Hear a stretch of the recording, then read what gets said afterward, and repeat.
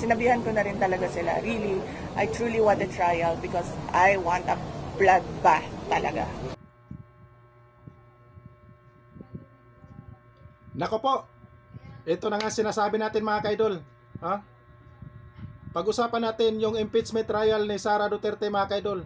At ito yung binitawan na salita ni Sara mga kaidol. Bloodbath. Ano nga ba ibig sabihin ng bloodbath? O mga DDS, kung matalino kayo, anong ibig sabihin ng bloodbath? Mag-comment po kayo mga DDS. O kung hindi nyo kayang mag-comment, ako na po ang magsabi sa inyo para matauhan kayo at may matutunan po kayo about sa bloodbath na sinasabi ni Sara Duterte. Okay mga kaidol, pag-usapan po natin yung bloodbath mga kaidol.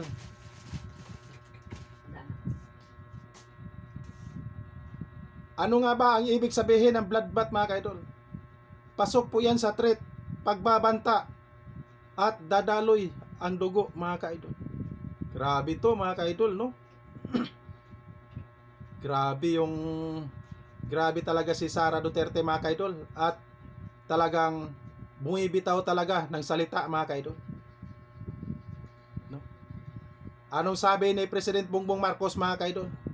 Kung gayon pa man, kung pumapatay kayo ng presidente, ano pa kaya ang mga ordinaryong tao? Yan po ang sinasabi ni President Bongbong Marcos mga kaidol. No? Yan po ang ibig sabihin ng bloodbath mga kaidol. Nako po, dadaloy po ang dugo, no? Kung sino mang sang-ayon sa impeachment trial ni Sara Duterte, nako po, delikado, no?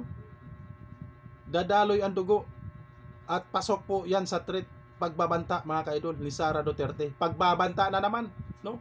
Sanay na po tayo sa pagbabanta ni Sara Duterte mga kaidol. No? Sanay na sanay po tayo. Ganyan po ang mga Duterte mga kaidol.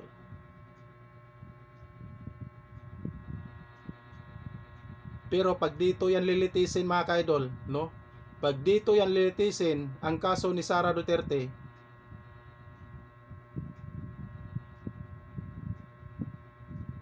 grabe. Gagawin at gagawin pa rin ni Sara Duterte yan mga kaidol. At dapat lang mga kaidol, no? Dapat lang sa ICC po yan litisin ang kaso niya mga kaidol.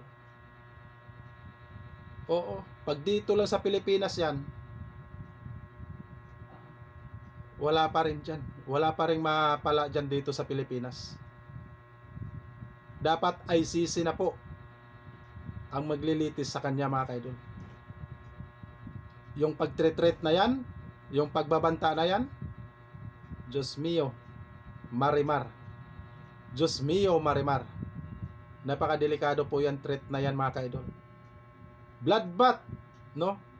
Panoorin po natin ang video ni Sara Duterte mga kaidol. Yung binitawan niya ang salita galing po sa bunganga. Hindi po galing sa akin. Ha? Galing po kay Sara Duterte na sinasabi niyang bloodbath mga kaidol. Panoorin po natin mga kaidol. Sinabihan ko na rin talaga sila, really, I truly want a trial because I want a bloodbath talaga.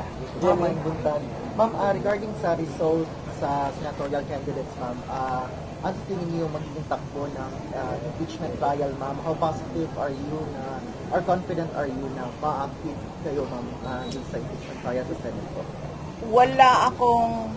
Wala akong expectations of acquittal or a verdict guilty. Basta sa akin lang ay tinanggap ko na kung ano yung magiging verdict. Whether guilty man yon or acquittal, I'm already at peace.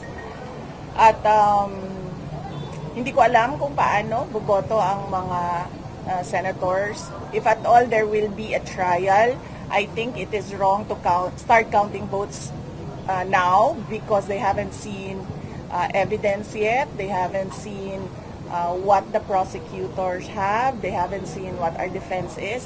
So, parang mali siguro na magbilangan ng boto ng walang trial. Pero, ginagawa siya ng publiko. So, basta sa akin, tanggap ko kung anong mangyayari, anong magiging ending noong impeachments. So ito na nga mga kaidol, no? Bloodbath mga kaidol. So ibig sabihin, pag may sang-ayon sa impeachment ni Sara Duterte mga kaidol, may mangyayari po. Dadaloy po ang dugo, no? Pero sanay na tayo sa salita ng mga ganyan, no? Yung mga threat ni Sara Duterte. Pero mag-ingat po, mag-ingat po. Lalo-lalo na po sa mga senador na sang-ayon po sa mga sa impeachment ni Sara Duterte, no? At ito pala mga kaidol, pag yung kaalyado niya mga kaidol na sang-ayon po sa impeachment trial ni Sara Duterte, ay delikado po yung kaalyado niya mga kaidol. Di ba?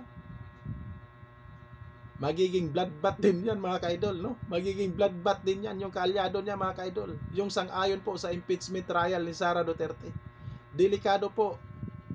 No? Delikado po ang binitawan na salita ni Sara Duterte mga kaidol. At dapat lang may mga kapulisan po tayo dyan mga kaidol. Lalo-lalo na po sa pagbabanta. Pasok po sa threat po yan mga kaidol. No? At dapat lang may mga kapulisan po tayo dyan. No? Tama ba ako? Malaking tama ang mga ulo ng mga DDS supporters na naniniwala. At pinapakalat pa talaga sa mga DDS supporters mga kaidol na hindi naman pala alam nila mga kaidol kung anong ibig sabihin ng bloodbath. Yan po mga DDS mga kaidol, no? At talagang naniniwala na talaga ako sa mga DDS supporters ng mga bubo at tanga. Pinapakalat pa talaga nila mga kaidol ang sinasabi ni Sara Duterte na bloodbath na hindi naman pala alam kung anong ibig sabihin ng bloodbath. Di ba mga tanga lang? Sa hindi pa tayo magtapos mga kaidol, maraming salamat po sa inyo mga kaidol. Isang like naman dyan. At sa hindi pa nakasubscribe sa YouTube channel, please subscribe sa my YouTube channel, Banati Doy. At siyempre, may Facebook page po tayo mga kaidol. Pakipalo na lang po, Drive Thru Idol. At may TikTok po tayo mga kaidol. Pakipalo na lang po, Banati Doy. Ayan po, maraming salamat po sa inyo. At mag-ingat po tayo palagi. God bless po sa inyo mga kaidol.